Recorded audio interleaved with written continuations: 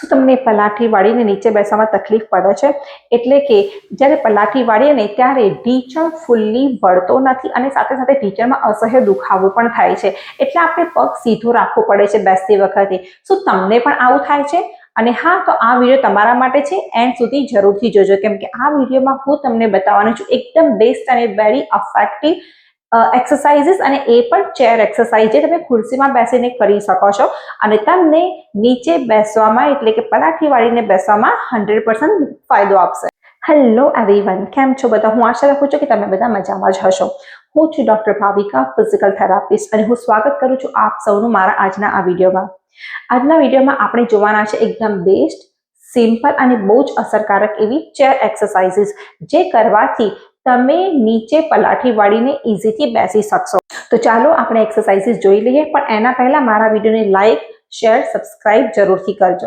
First એક્સરસાઇઝમાં આ રીતે ખુરશીમાં બેસીને બેક એકદમ સ્ટ્રેટ અપરાઇટ રાખવાની છે અને પછી વારા પરથી પગને આ રીતે એક બે ઓકે, આ રીતે ઢીંચણને સીધો કરવાનો છે અને પછી વાળવાનો છે. તો આ રીતે રિપીટેડ મુવમેન્ટ કરવાથી શું થશે કે સાંધાની અંદર જકડામણ ઓછી થશે, બ્લડ સર્ક્યુલેશન વધે છે, વોર્મ થાય છે. તો બહુ જ હેલ્પફુલ છે આ એક્સરસાઇઝ. તો આ એક્સરસાઇઝ તમારે 15-15ના 2 સેટ કે 3 સેટ કરવા બહુ જ હેલ્પફુલ છે.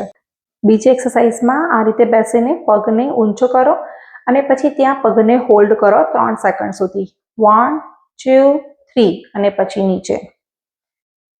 1 2 3 નીચે. 1 2 3 નીચે. 1 2 3 નીચે. આ લાઇટ એવી સ્ટ્રેન્થનિંગ એક્સરસાઇઝ છે. રાઈટ, ક્વોડ્રિસેપ્સ મસલ છે જે મેઇન પાર્ટ છે એનો નીની મૂવમેન્ટમાં, નીના સપોર્ટમાં. તો આ ક્વોડ્રિસેપ્સ મસલ્સને સ્ટ્રોંગ કરશે. તો બહુ જ હેલ્પફુલ એક્સરસાઇઝ છે. તમારે 3 સેકન્ડ હોલ્ડ કરવાનું છે અને પછી પગને નીચે કરવાનો. આવી રીતે 15-15ના 2 કે 3 સેટ કરવા તમારાથી થાય એટલા. ત્રીજી એક્સરસાઇઝમાં આવી રીતે ચેરના એજ ઉપર એટલે કે ચેરમાં આગળ કિનારી પર બેસવાનું છે, બેક સ્ટ્રેટ રાખવાની છે અને પછી પગને ઢીંચણથી ઉપર કરવાનું છે.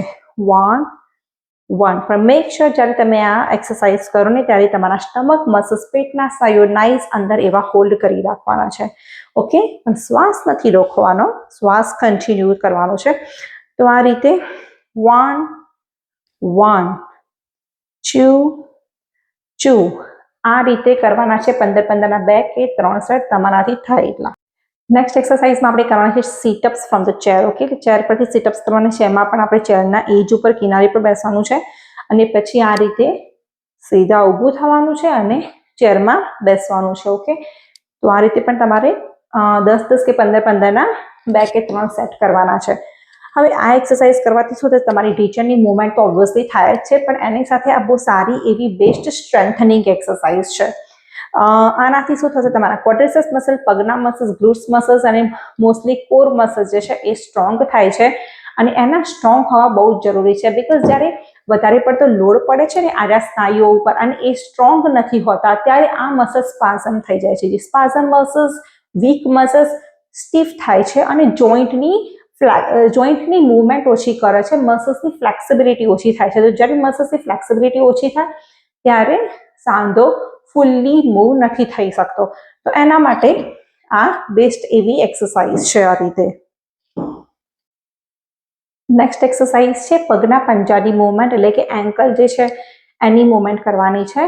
આ એક્સરસાઇઝ પણ બહુ જ ઇમ્પોર્ટન્ટ છે, બિકોઝ જે આ કાફ મસલ જે છે એ ઢીંચણથી કનેક્ટેડ હોય છે, રાઈટ, ઢીંચણના સાંધાથી. તો આ મૂવમેન્ટ કરવાથી પણ તમને બહુ જ એવો ફાયદો થશે ઢીંચણની મૂવમેન્ટમાં, ફ્લેક્સિબિલિટી ઇમ્પ્રૂવ કરવામાં, કેમ કે બ્લડ સર્ક્યુલેશન પણ વધે છે, રાઈટ. તો આ રીતે 1 2 3 4 ફૂલ્લી તમારાથી થાય એટલી મૂવમેન્ટ કરવાની. તમે આ રીતે કરી શકો છો, કાં તો પછી સીધા સીધા પગને આ રીતે આખા ઉપર અને નીચે. ઓકે, સો એકદમ નીચે, ઉપર, રાઈટ. આ રીતે પણ મૂવમેન્ટ કરી શકો છો તમે જેવી રીતે કમ્ફર્ટેબલ હોય. આ રીતે ઉપર પગ રાખીને કે પછી નીચે ફ્લોર ઉપર બંને પગ અડે ને એવી રીતે ચેરમાં આગળની બાજુ બેસો અને પછી કરો. એડી ઊંચી કરો અને આગળથી જે બધી પગની આંગળો છે, પગનો આ પંજાનો આગળવાળો ભાગ છે એને ઊંચું કરો, રાઈટ. તો આ પણ બહુ સારી એવી એક્સરસાઇઝ છે અને ઇઝી છે. હવેની એક્સરસાઇઝમાં પણ આવી રીતે ખુરશી ઉપર એકદમ કિનારે બેસવાનું છે. બંને પગને આવી રીતે સીધા કરી દો, ઓકે, ઢીંચણથી. અને પછી શું કરવાનું છે, ઢીંચણના સાંધાને છે ને નીચેની બાજુમાં પુશ કરવાનો છે. તો આ રીતે નીચે પુશ કરવાનો છે, 1 2 3 અને રિલેક્સ, ઓકે. તો જ્યારે હું મારા ઢીંચણના સાંધાને એકદમ નીચે પુશ કરીશ ને ત્યારે આ જે મસલ્સ જે છે ને સાથળના આગળવાળા એ ટાઈટ થશે. તમારી ઢાંકણી એવું લાગશે કે ઉપર આવે છે, ઓકે. 1 2 3 અને રિલેક્સ, 1 2 3 રિલેક્સ, 1 2 3 રિલેક્સ. 15-15ના 2 કે 3 સેટ કરવા. હવે પછીની એક્સરસાઇઝ છે સ્ટ્રેચિંગ, જેમાં આપણે હેમસ્ટ્રિંગ મસલ્સ એટલે કે સાથળના પાછળવાળા જે સ્નાયુઓ છે એનું સ્ટ્રેચિંગ કરવાનું છે. સ્ટ્રેચિંગ બહુ જ ઇમ્પોર્ટન્ટ છે મસલ્સની ફ્લેક્સિબિલિટી ઇમ્પ્રૂવ કરવા માટે, જેનાથી જોઈન્ટ છે ને ફ્રીલી મૂવ થઈ શકે છે. તો એના માટે આવી રીતે બેસવાનું છે, રાઈટ. મેક શ્યોર કે જ્યારે તમે આ સ્ટ્રેચિંગ કરો ને ત્યારે તમારી ખુરશી એકદમ કે સપોર્ટ હોય દિવાલે ક્યાંય, તો ખુરશી ખસી ના જાય જ્યારે તમે કરતા હોય ત્યારે. તો આ રીતે સીધું બેસવાનું છે, પગ પણ ઢીંચણથી સીધા રાખવાના છે અને પછી તમારે આગળ વાંકા નમવાનું છે, જેટલું તમારાથી નમાય એટલું, ઓકે. અને પછી જ્યાં તમારાથી થાય એટલું થઈ જાય ને ત્યાં સ્ટોપ થવાનું છે 10 સેકન્ડ સુધી. 1 2 3 4 5 6 7 8 9 and 10, ઓકે. તો આ એક્સરસાઇઝ કરવાથી તમને ફીલ થશે અહીંયા સારું એવું ખેંચાશે, રાઈટ. આ બધો ભાગ છે ને સારો એવો ખેંચાશે. અને આ સ્ટ્રેચિંગ તમારે 3 વખત કરવાનું છે, ઓકે. 10 સેકન્ડ સુધી હોલ્ડ કરવાનું અને 3 વખત કરવાનું. હવે પછીનું સ્ટ્રેચિંગ આપણે ઊભા કરવાના છે, પણ ખુરશીનો યુઝ કરીને કરવાના છે. તો જેમ કે મને મારા ડાબા પગે બહુ જ દુખે છે, ડાબો પગ મારો ઢીંચણથી વળતો નથી જ્યારે હું પલાઠી વળીને બેસું છું ને ત્યારે, તો હું શું કરીશ કે મારા ડાબા પગને આવી રીતે ખુરશી ઉપર મૂકીશ, રાઈટ. મારો જમણો પગ તમે જુઓ છો, મારા ઢીંચણથી સાથળની જેટલી લંબાઈ છે એટલો મારો પગ પણ દૂર છે, જે જમણો પગ છે એ રહે. હું દિવાલે ટેકો રાખીને ઊભી છું, ક્યાંય કઠેડો હોય કે દિવાલ હોય ક્યાંય ટેકો લઈને ઊભા રહો.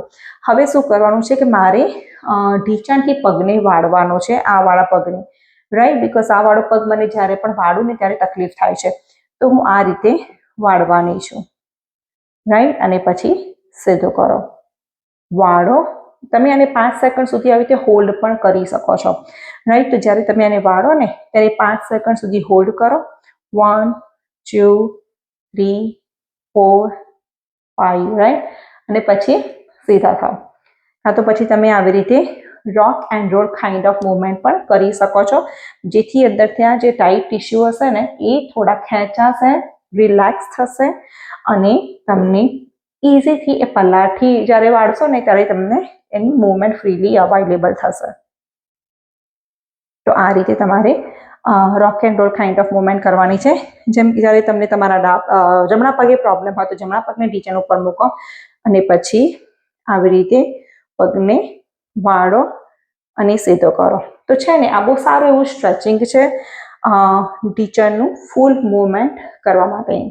તો આ છે આપણી સિમ્પલ અને બહુ જ અસરકારક એવી છે એક્સરસાઇઝીસ, જે કરીને તમે નીચે પલાઠી વાળીને ઇઝીથી બેસી શકશો, એ પણ ઢીંચણને ફૂલ્લી વાળીને અને ઢીંચણમાં કોઈ પણ દુખાવા વગર. આઈ હોપ, હું આશા રાખું કે તમને મારો આ વિડીયો ગમ્યો હશે, તમને એક્સરસાઇઝ પણ ઇઝીથી લાગી હશે. જો તમને મારો વિડીયો ગમ્યો હોય તો એને લાઇક કરજો. મારી ચેનલને તમે સબસ્ક્રાઇબ ના કરી હોય તો સબસ્ક્રાઇબ કરી લેજો, જેથી તમે મારા આવતા નવા આવા હેલ્પફુલ વિડીયો જોઈ શકો. તમને કોઈ પણ ક્વેશ્ચન કન્સર્ન હોય તો તમે મને કમેન્ટ કરી શકો છો. તો ચલો, bye, see you next time એક નવા હેલ્પફુલ વિડીયો સાથે. ત્યાં સુધી તમારું ધ્યાન રાખજો, હેલ્ધી રહો અને હેપી રહો.